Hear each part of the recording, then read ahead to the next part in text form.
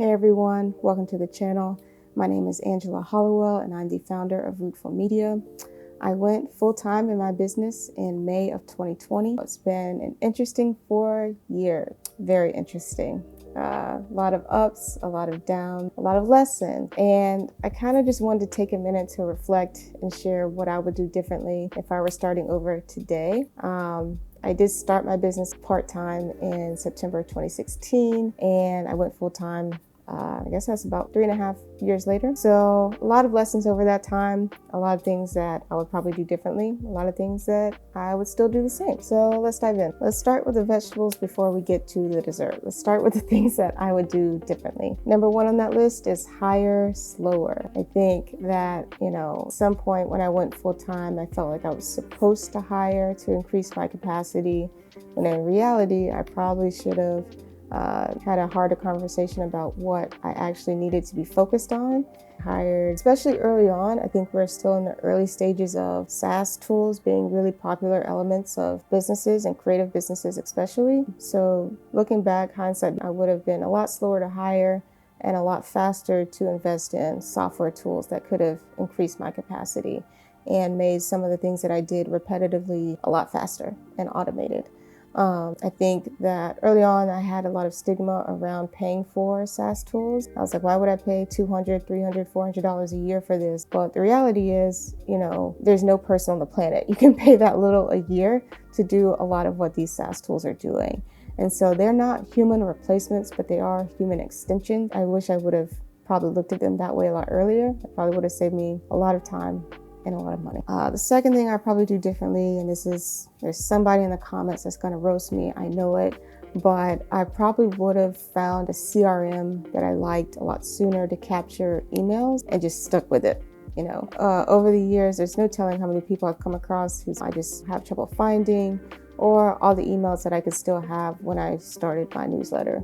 A lot of the people that I've come across, their emails, I just never saved them in really one good place. And I didn't really have a way of nurturing emails or connections either. So even if it wasn't formally a newsletter, just having a way to tap in maybe once a quarter, once a year even, just to say, hey, I'm alive, this is what I'm up to. Love to stay in touch, love to schedule a one-on-one, just to kind of keep those relationships fresh and those connections fresh. I wish I had done that. I think I probably would have set myself up better for success when I started my newsletter, which you can check out at the link in the description if you want. I would love to have you on that. But I think we really underestimate having meaningful connections with people. And in the business world, email is still king. I'm not texting somebody at 6 p.m. about something. I'm just not doing it. And I wouldn't want anybody texting me about a lot of professional things. So email is king. I wish I would have realized that a lot sooner. Okay, you stuck with me through the veggies. Now let's get to the dessert.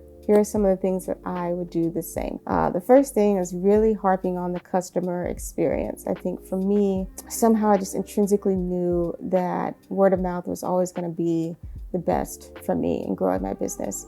And that's when I started, when I lived in Alabama, and when I moved here to Durham, North Carolina. Word of mouth is always just going to be the best. I don't care how big your social media following is.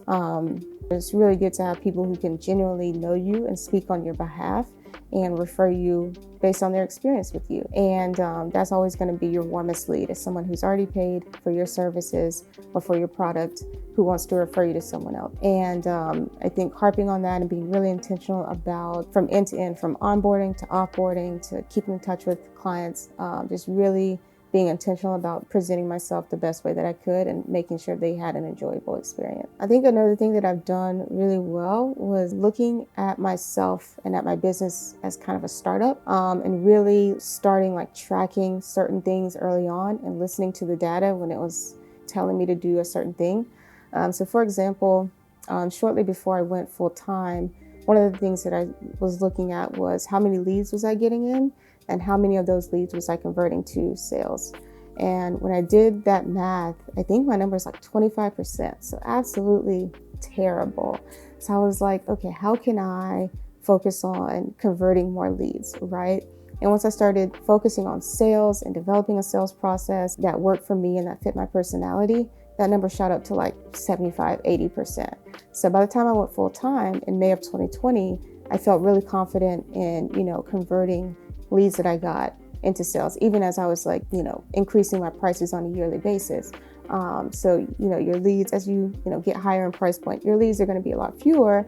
But, if you're still converting at a 75, 80+% range, you're going to do well. That's just the reality. And so that's what I'd recommend to everyone, is just tracking things. It's easy to just look at followers maybe, but followers, even income, it's only shows a small part of the picture. And happy to dive into more of what I track in a later video, if that's something that you guys would be open to or interested in. The last thing that I did early on that I still stand by to this day is really focusing on long form and short form marketing. There were times when I get really busy with client work, especially when I went full time early on, because I was just like, I need to have money to pay my bills and pay for health insurance. So I was really concerned with just like getting people in and keeping my docket full with creative projects and clients, that sometimes I would kind of let marketing fall to the wayside. But I think that, just starting the podcast in March of 2020, so right before I went full time, was really a good saving grace for me. So experimenting with YouTube as well, solo YouTube videos at that time was a saving grace for me. And getting in the habit of finding a platform, learning it, sticking with it for as long as possible. So in September of 2021, that's when I started posting pretty much daily on Twitter and LinkedIn. And I still do that to this day, sometimes twice a day. Right now, I pretty much focus on LinkedIn, and I still have the podcast and YouTube and now the newsletter.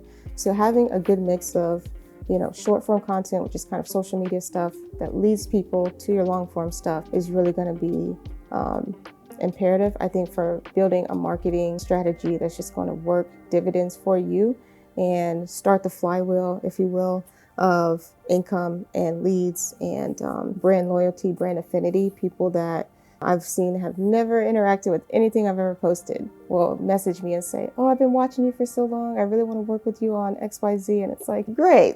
But, if you're just looking at follower count, you would never know, how many people are watching and just not engaging or not saying anything until they reach out to you. It's less about doing it for the numbers and more about doing it for the compounding effect of continuing to put yourself out there and put your work out there. Obviously, some of these things I wouldn't have known were going to be good investments of my time and money and energy, or bad investments of my time and money and energy. So these are just my hindsights, in hopes that maybe if you're just going full time, or you just went full time in the last 6 months and you're wondering where to focus your energy on and what things to be considering to invest in your business, to grow it and to sustain it. These are just my thoughts and opinions. Very excited to still be here after 4 years. I'm very excited to see what the next 4 years are going to look like. And I would love to have you on that journey with me. Please consider subscribing to this YouTube channel as I continue to post more and share more about my experience and running a creative business and leveraging my business to make an impact in my community. I would love to have you, and I can't wait to see you in the next video.